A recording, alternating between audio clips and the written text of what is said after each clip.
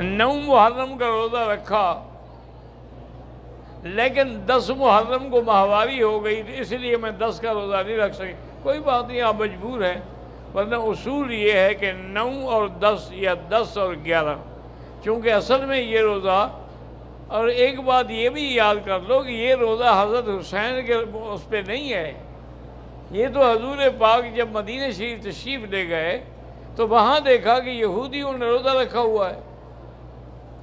تو حضور نے فرمایا کہ بھئی تم نے کس بات کا روزہ رکھا؟ انہوں نے کہا حضور یہ یوم عاشوراء ہے، اسی دن اللہ نے موسیٰ علیہ السلام کو بنی اسرائیل کے ساتھ دریا سے نجات دی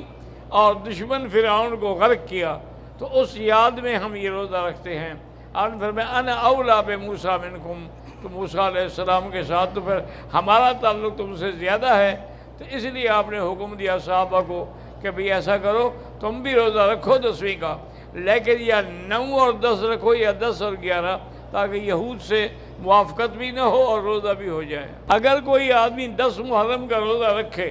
لیکن 11 کا نہ رکھے تو اس نے حضور پاک کے فرمان کی مخالفت کی۔ حضور نے فرمایا صوموا یوما قبلہ او بعدہ، یا 9 اور 10 رکھو یا 10 اور 11 رکھو۔